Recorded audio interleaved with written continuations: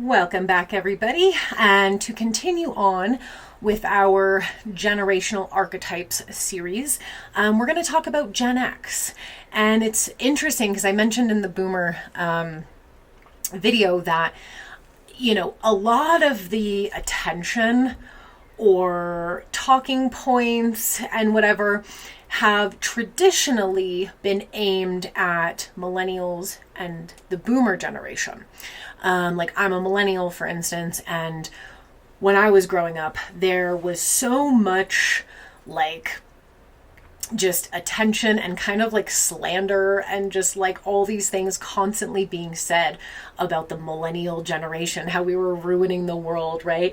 And in more recent years, like definitely within the last decade, there's been a lot of attention and a lot of negative press, if you will, about the Boomer generation.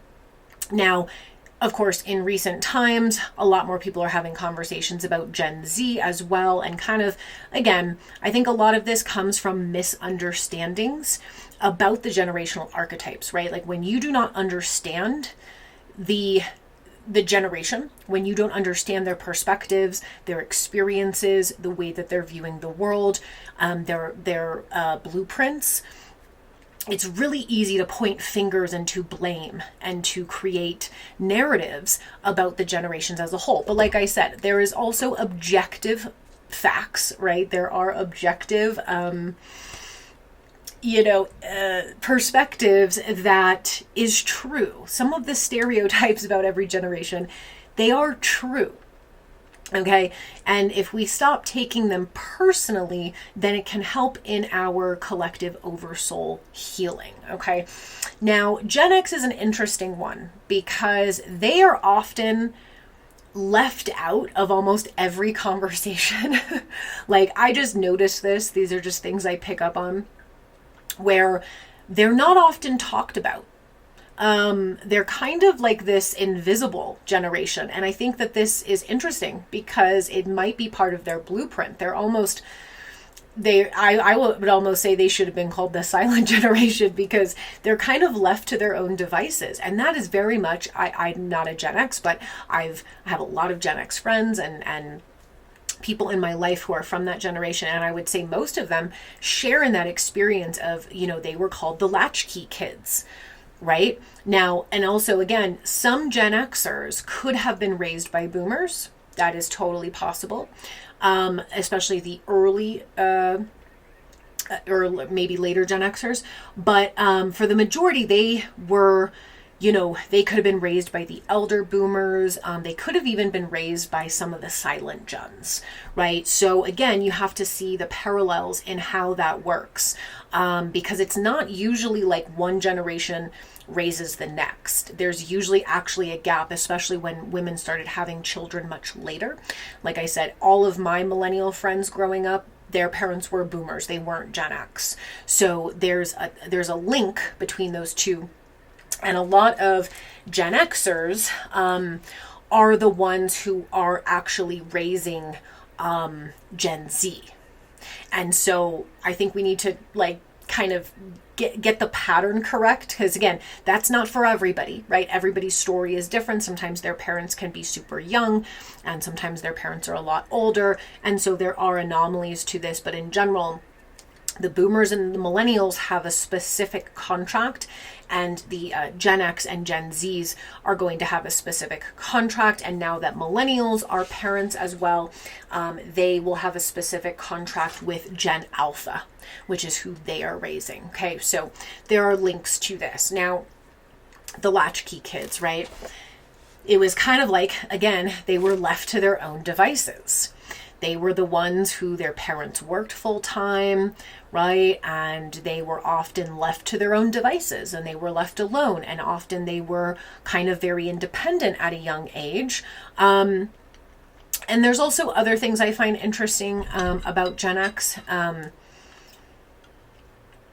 that I think will come through as we talk about their Pluto placements, right? So Gen X technically is 1965 to 1980. Okay, now the early Gen Xers from 1965 to 1971 have Pluto in Virgo. So they do share that with the later boomers. Okay.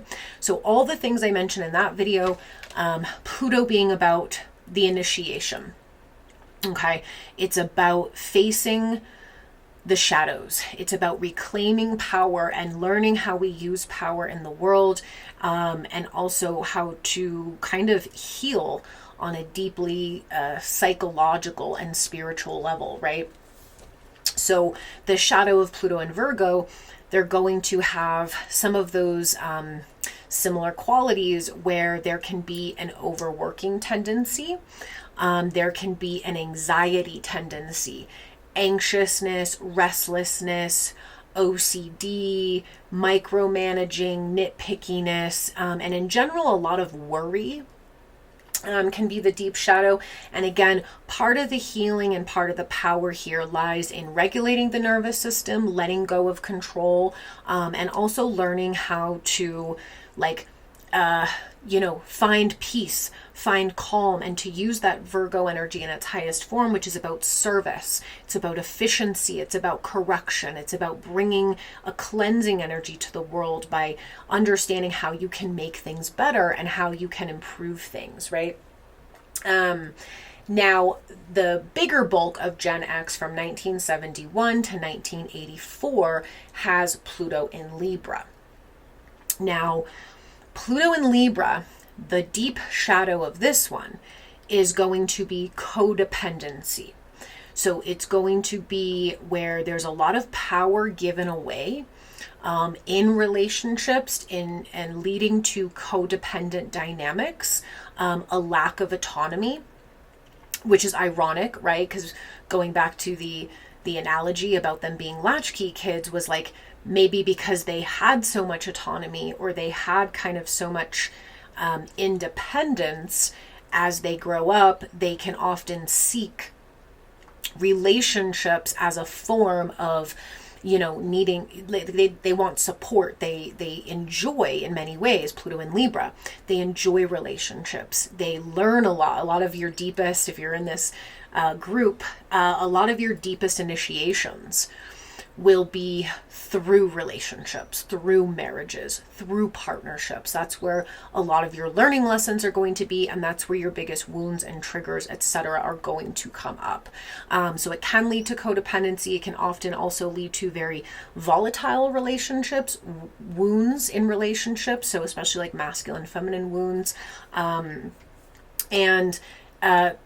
picking wrong partners, kind of going for the toxic relationships, if you will. But on the other hand, we can also see those in this group that can just outright reject relationships. They don't want to be married. They don't want to have partnerships. They don't want to have relationships. They actually cling to that autonomy. So I think in the highest form here, this group really knows how to keep good relationships, to keep the peace. They are the peacemakers. They are kind of the balancers. And again, it's just my feeling. It's not about anyone being better or worse, right? Like this isn't a competition. But I think that Gen X's role was to actually be a bridge and a balancer. They are diplomatic. They can keep good relations. They were actually supposed to be a bridge between the boomers and the millennials, who both have a similar blueprint in that we are very designed to lead, or to be in positions of power, if you will. And I do think that mainly comes from the fact that our Plutos, especially, like, I'm referring mostly to the Pluto and Leo generation, but again, even those with Pluto and Virgo could have Neptune and Scorpio or Uranus and Leo, right? So the fixed signs, Pluto in the fixed signs is a little challenging because the fixed signs don't want to change. And there can be a lot of built up pressure in the fixed signs. And so the millennials and the boomers share in this kind of intensity with their Pluto placements.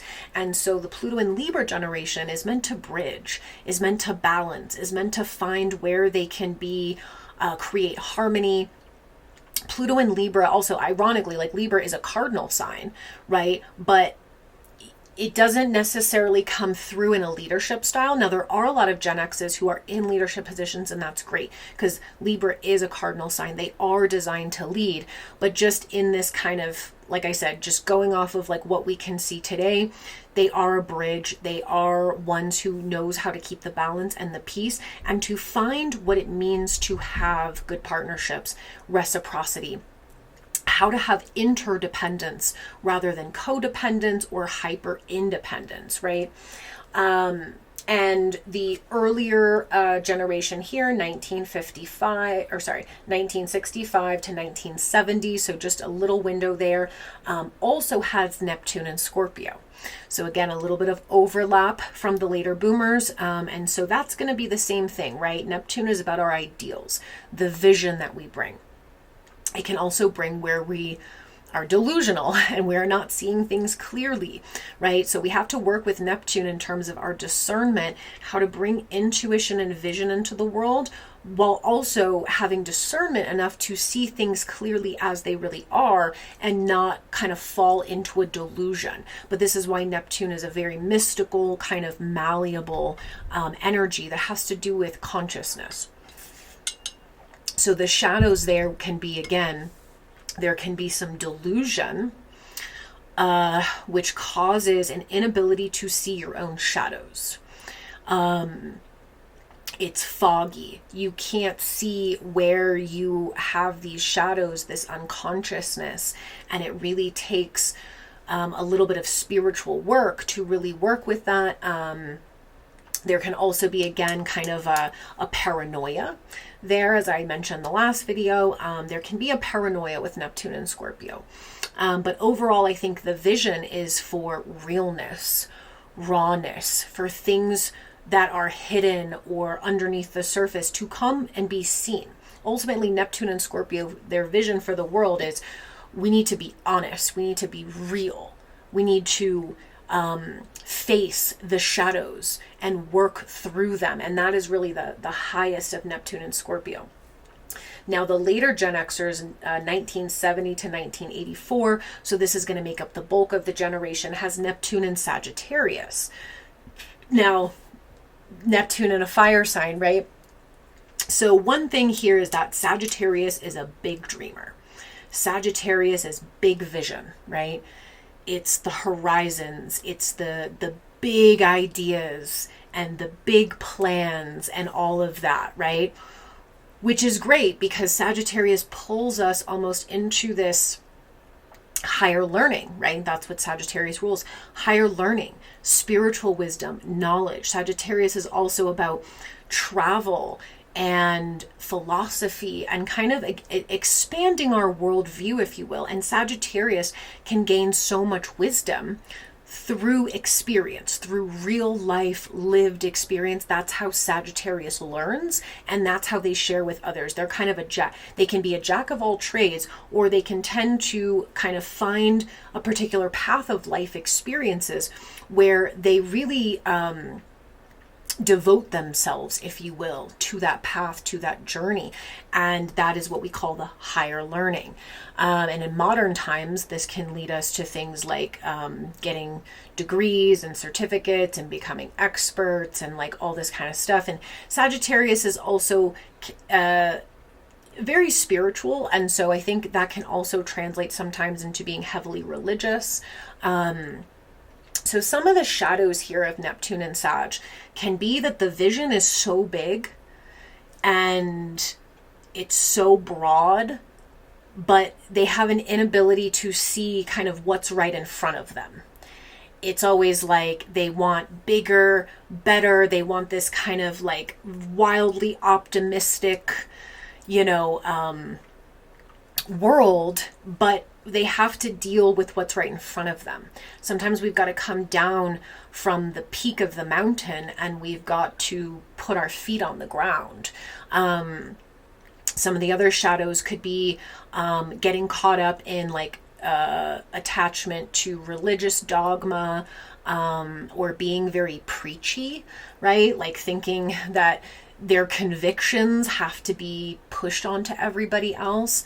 I think that there can also be maybe an addiction to just having one experience after the other, but never really learning anything from it, if you know what I mean. It's kind of like sometimes Sag can get a little addicted to adventure and freedom, and they just want to live life in a big way, but they're not really understanding like the lessons that are being brought to them. They're not really gaining wisdom from their experiences. They're just running to the next experience. And that can be a shadow here, is not learning lessons, not gaining actual wisdom, but just kind of wanting to just be on to the next thing and be on to the next thing, right? Now, some of the hires in this is that they can be fantastic teachers. If they really gain that life wisdom and they find a way to bring that big vision and to bring that big ideal into tangible reality, they can be fantastic teachers and guides for others and really understand spirituality and philosophy and just how to look at life in a new way, one that is not so overly serious, one that allows us to realize the lessons and blessings in life, right? Find the humor in it all. Okay, so that is one of their gifts here. Now, going into the Uranus groupings, right? Again, Uranus moves much faster than Neptune and Pluto, so there's typically a few different Uranus transits during a generation, and the Uranus layer is about breaking the mold, doing something different, bringing an innovative way of living your life or an innovative way of doing something, innovative information, but ultimately it's about kind of rebelling against the past in a way and creating something new. And Uranus is very electric. So there's often a sense of like wanting to find our own way, our own path. Like, what are we here to bring to the world that hasn't been brought yet? And so we have the early group, 1965 to 1968, so a short window here with Uranus and Virgo. Again, a little bit of a carryover from the later boomer generations. I've said this before, this can cause, especially again, if you're an early Gen Xer and also have Pluto and Virgo, you're going to carry a similar theme to the later boomers, where there can be a lot of erratic health issues, nervous breakdowns, nervous system deregulations, things of that nature. And it is really to learn how to utilize your energy best and most efficiently. You might have a huge focus on health and wellness and healing, medicinal things. Maybe you're in the medical industry. Maybe you're a caretaker. Maybe you work with herbs and medicine. Maybe you're in the mental health field. But there's a healing aspect here. But again, it often comes, the archetype emerges when you are forced to heal yourself, and then you become a teacher for others, right? Now, 1968 to 1974 was Uranus in Libra. So there is a group of you here that would have Uranus in Libra conjunct Pluto in Libra. Now, if that is you, so you would have to be born somewhere between 1971 and 1974 to have Uranus in Libra also conjunct. It might not be exactly conjunct, but they're in the same sign, Pluto. You might have had extremely erratic relationships in your life. You could also find that your ideas and perspectives about fairness and justice and what's right and what's balanced and what's equal has been disrupted over your life. And maybe you felt like you had a lot of unfair experiences, or you maybe really came to realize that, life isn't fair, and the inequality and the injustice. So maybe you're very passionate about bringing justice to the world, about bringing balance and harmony into the world. That could be a passion for you. I think also you will you could be also a great teacher and someone who really understands that relationships, the art of relating, right, it's not something to be attached to. So you might find that you were someone who maybe couldn't stay in relationships forever, right? You changed the vision and the ideal of what it means to have a marriage or a partnership or a relationship, right?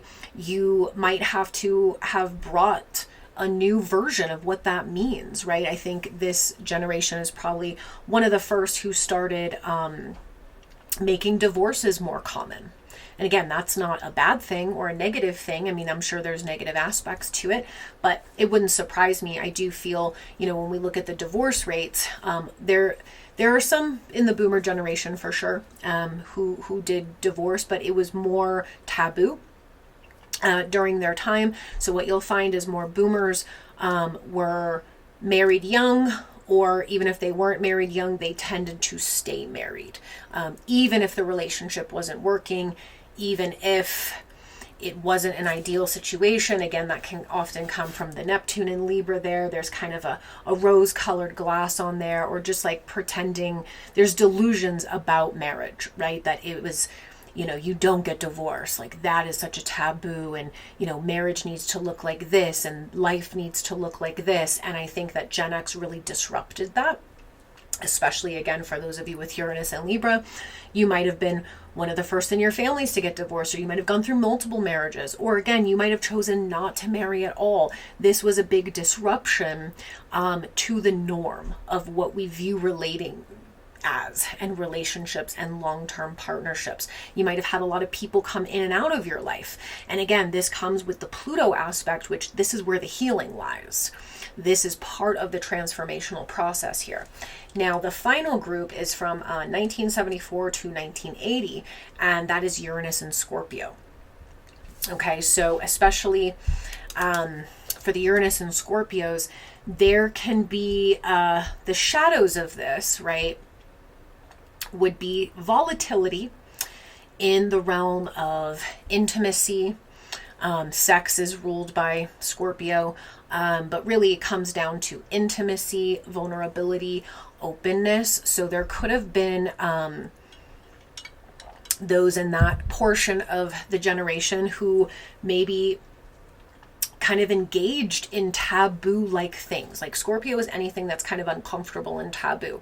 So I do feel some in that generation in particular, in that group, could have maybe highly experimented with substances, or been very promiscuous, in society's terms. I'm not saying that, but in society's terms, you might have been really interested in things that were a little bit weird, a little bit different, right? Maybe you were really into like deep psychology, or maybe you were a trauma therapist, or, this was kind of the first time when Uranus hit a really uncomfortable position.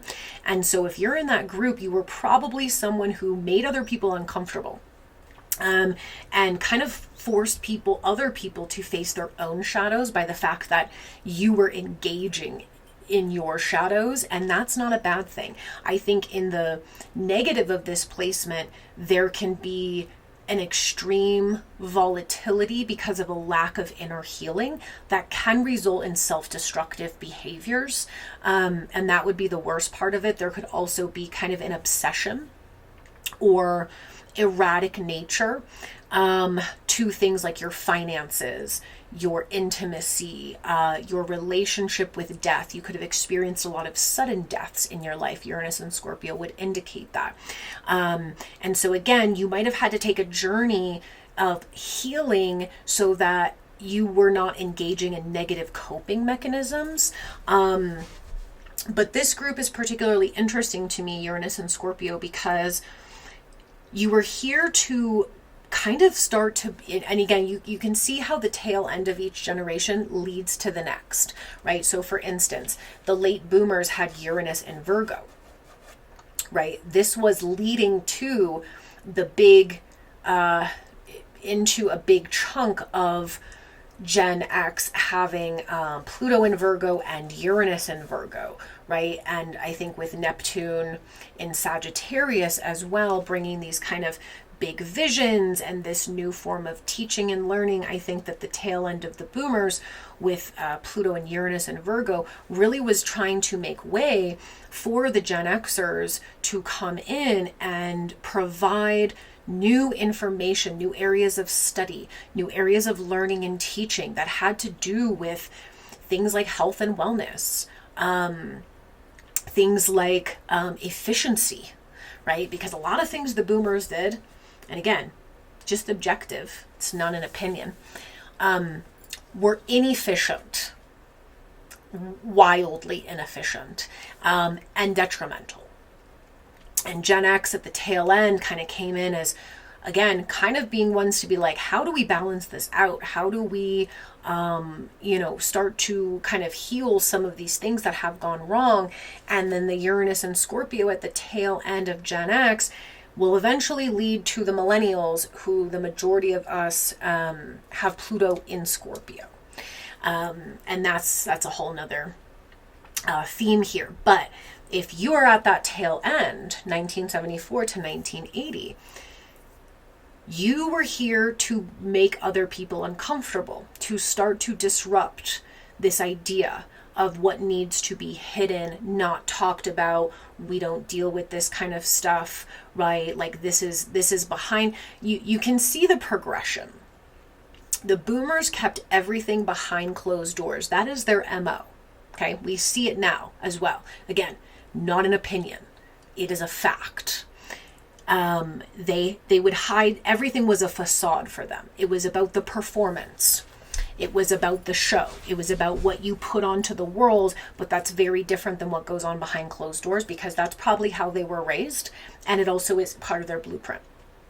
Okay, they're not the most transparent people in the world. Okay, just a fact. And they also have that Neptune in Scorpio, right? A lot of them. So there was almost this disassociation or this delusion around, like, certain things are kept private. We don't talk about those things. We don't discuss those things. We don't put those things out into the world, right? Gen X comes in. They're trying to find the balance here. They're trying to, also, I think, learn about how to relate to others in the world, because again, coming off the boomer generation, and again, there are pros and cons to each of these soul groups, but we have to be honest about the cons if we're going to be the best that we can be. And the con of the boomers is that they are incredibly selfish.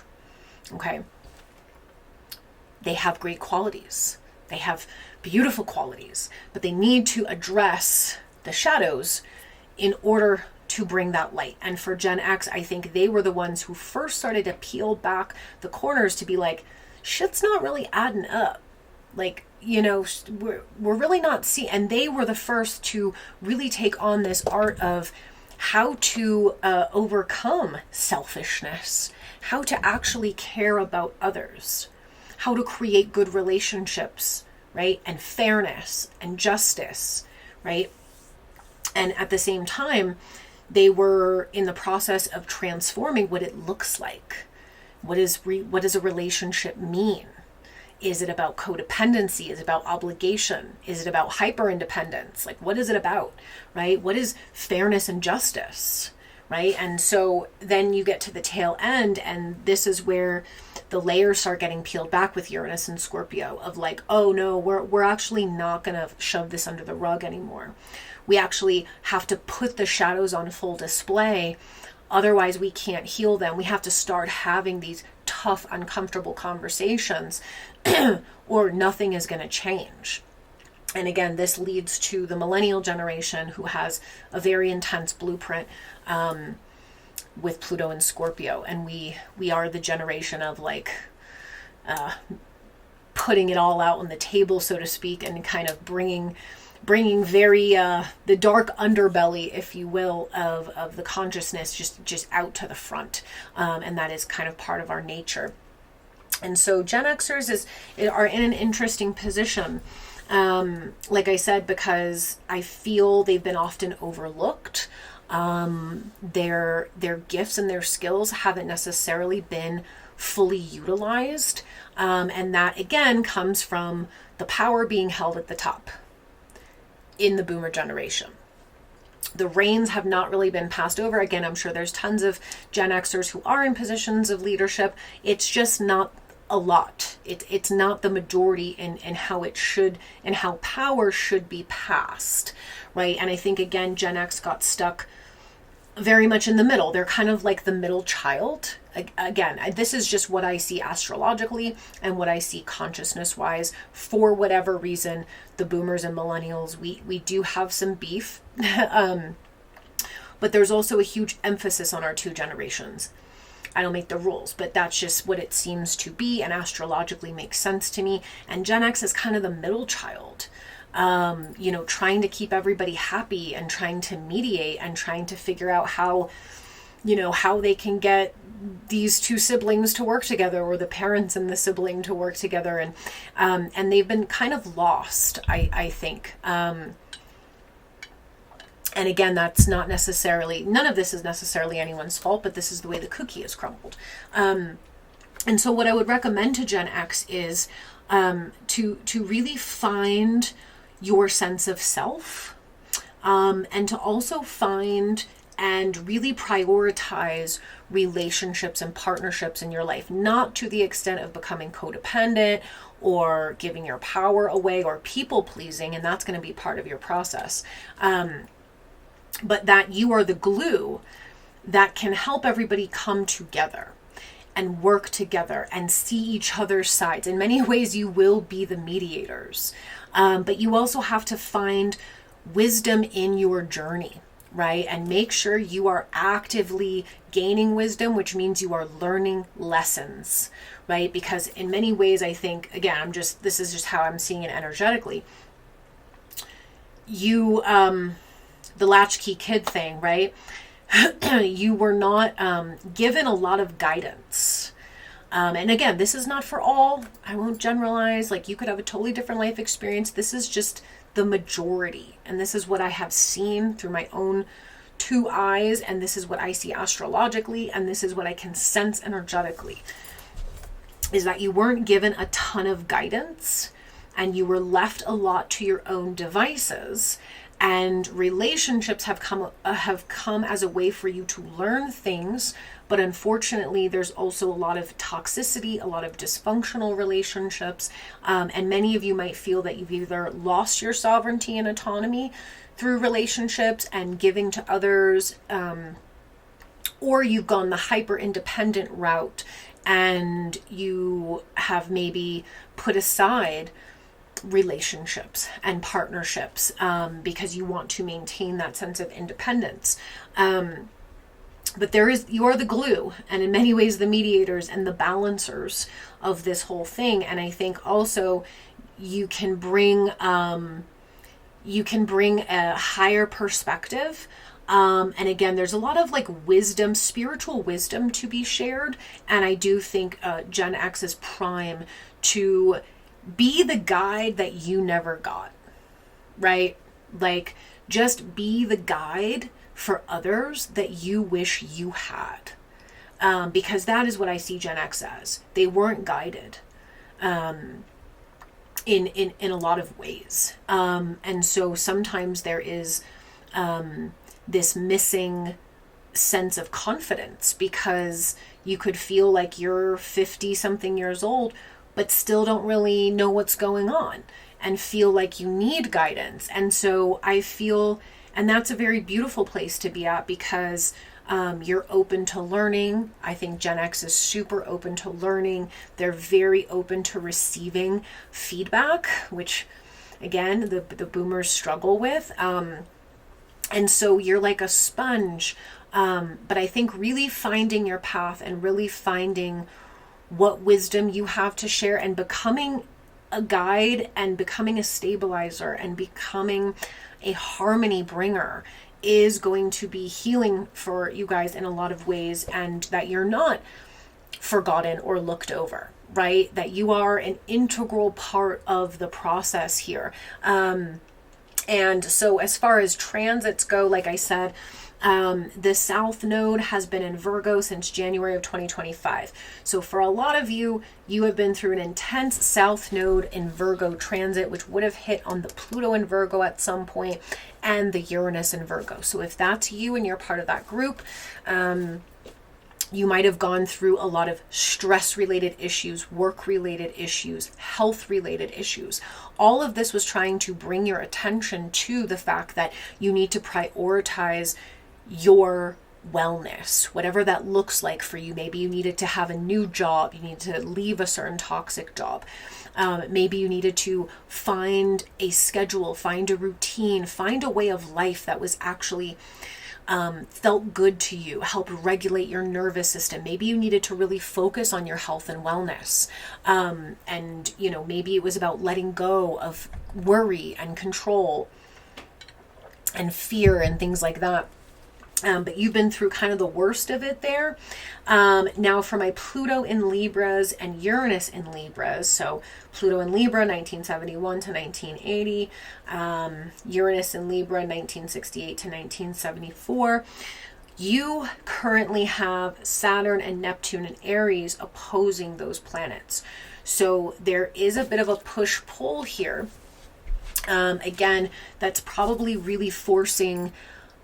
when I say independence, I mean more sovereignty. It's forcing a sense of sovereignty, and you might be going through or have started to sense that there are certain relationships and partnerships that no longer work because they don't allow your own sovereignty, or they're not evolving with you, right? And so you might feel a little bit like a fish out of water. Again, if you're more in the relationship zone, you might feel like a lot of relationships have fallen away this year, or relationships are calling for you to be a little bit more assertive, a little bit more autonomous, not so codependent, not so people-pleasy. You might have been put in situations that really need you to be assertive, to be straightforward, to face something head on. And that can be a little bit uncomfortable. And for those that maybe have gone in the hyper independence route, you might be continuously drawn back to certain relationship dynamics because it's trying to teach you how to find that harmony between self and others. And that's going to continue on for some years. Now, for those with Neptune in Scorpio or Uranus in Scorpio, Neptune in Scorpio, 1955 to 1970, Uranus in Scorpio, 1974 to 1980. You have had, for the past 7 years, Uranus was in Taurus. So there was an opposition going on. You had a Uranus opposition, if you have Uranus in Scorpio. And there was a Uranus-Neptune opposition. And so again, similar to the boomers who had Neptune and Scorpio, there could have been a lot of triggers and changes and disruptions that had to do with, there could be divorces, fights over money, property, assets. Could have been deaths in the family where you had to deal with inheritances and probate and maybe fighting with siblings over things, claims to money. There could have been a lot of debt issues, scarcity, prosperity issues. This can also lead to intimacy issues, right? Feeling like you can't open up to others, you can't share, right? So that was a lot of the axis that was being activated there. So if you've had to go through a lot of that, that was that Uranus opposition. Now you're a little bit free and clear now that Uranus is in Gemini, but Chiron is now in Taurus. Okay, it will retrograde back into Aries in the fall, but starting in 2027, Chiron will be in Taurus for many years. So you're now having a Chiron opposition to Neptune and Scorpio, and Chiron opposition to Uranus and Scorpio. So this is going to ask you to deeply heal from whatever was disrupted with Uranus and Taurus. Okay, it's going to ask you to truly dive deep into the body to heal what maybe there are still wounds from, maybe some raw points, some triggers, right? So you might really need to dive deeply into self-worth wounds, wherever there might have been some denial or some confusion or some delusion around your own shadows, and maybe where those have been projected out.